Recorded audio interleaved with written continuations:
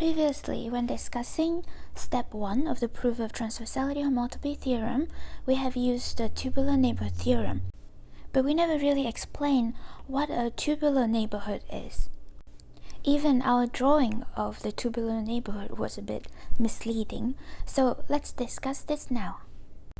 This concept is only for embedded submanifold of some Euclidean space, so let's assume that we have an embedded submanifold M of some Euclidean space Rn. Visually, a tubular neighborhood of M should look somehow like this, so like a tube surrounding M inside Rn, hence the name. A cross-section of this at any point P on M should be a disk centered at P. I only say disk because I'm drawing this as if this lies in R3 and as if M has dimension 1, but more generally the word I should use is ball. Okay, so let's try to formalize this description. First, we want to define the notion of a normal space to M at P. Intuitively, this should be the linear subspace that is orthogonal to the tangent space to M at P. So we can say it's the orthogonal complement of this tangent space. But that doesn't make sense because if we say orthogonal complement, we must specify in where. Thus, to be more precise, we'll say that this normal space is the orthogonal complement of the tangent space to M at P inside the tangent space to Rn at P. Observe that the tangent space to Rn at P inherits an inner product from Rn, so it makes sense to talk about orthogonal complement. Let's note that the normal space is a relative notion. It depends on our choice of ambient space. Now, this picture is a bit misleading though, because this normal space is just some abstract vector space somewhere, right? So to put it here at P first, we need to embed it inside Rn and then translate it by P. We want to define the tubular neighborhood in such a way that the cross-section at any point P with any translation here of the normal space is a disk centered at P.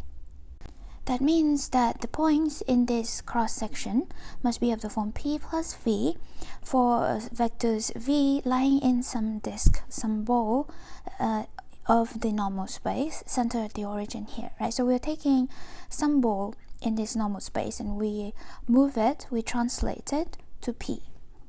We could relax our requirement a bit, so we don't need all of these disks to actually have the same radius. We'll allow our disks to have a different radius at each P. So we can think of the tubular neighborhood as a union of disks like this in these translated normal space, right? Such that the radius of these disks vary continuously. In other words, there should be some continuous positive function delta on M such that each of these disks here has a radius delta P. Alright, so now let's write down everything formally. So first of all, just like the case with the tangent space, we can put all of these normal space together to form a normal bundle. There is a natural manifold structure on this, so that this is actually an embedded submanifold of the tangent bundle of Rn. Then we can put this normal bundle inside Rn in the following way. So we can send every point P, V to the point P plus V, i.e. the pair P, V in this normal bundle correspond to the following point. So we take our point P and then we translate it by the vector V up. Now, given a continuous positive function delta on M, we can define the tubular neighborhood of M with radius delta to be the image of the following set under this map. For every point P on M, this tubular neighborhood is gonna contain the disk center at P of radius delta P. In fact, the tubular neighborhood is just a union of such disk. Now, there are two important theorems about tubular neighborhoods that we need to use. First is that it exists. Every embedded submanifold of some Euclidean space has some tubular neighborhood. That is not obvious, and we're not going to do the proof here. But the second theorem is going to be quite clear, quite obvious. The second theorem says that tubular neighborhoods of M retract to M. Actually, we can say something slightly stronger. So we can say that there will exist a map, right, from the tubular neighborhood to M that is actually a smooth submersion. And it's a retraction in the sense that when you restrict it to M, it becomes the identity on M. It's not hard to see this theorem. We can construct this retraction as follows. So if I have any point in this tubular neighborhood, then it must lie in one of these disks, center at some point, right, on M. So the retraction map can just send this point to this center here. This will collapse, retracts the whole tubular neighborhood into M. Now coming back to the step 1 of our proof of the transversal homotopy theorem, given a smooth map F from some manifold M to some manifold N, we can extend it to a family of map that is also a submersion as follows. First, using Whitney's embedding theorem, we can assume that this N lie inside some Euclidean space. Then let's take this S to be the ball inside that Euclidean space. Now because I don't have enough dimension here, so this picture is a bit misleading. So don't think of it as reality, we just use this picture to organize our information.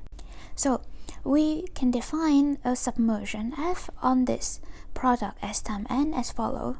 Since N is an embedded submanifold of some Euclidean space, it makes sense to talk about the tubular neighborhood of N, a tubular neighborhood of N, which exists because of our discussion here. And of course, this picture is misleading because this tubular neighborhood should be a union of n-dimensional balls. At every point on N, we should be able to draw an n-dimensional ball lying completely inside the tubular neighborhood of N. Okay, but let's excuse the drawing and come back to constructing this map F. The idea is we want to define this map F on each slice, slide by slice.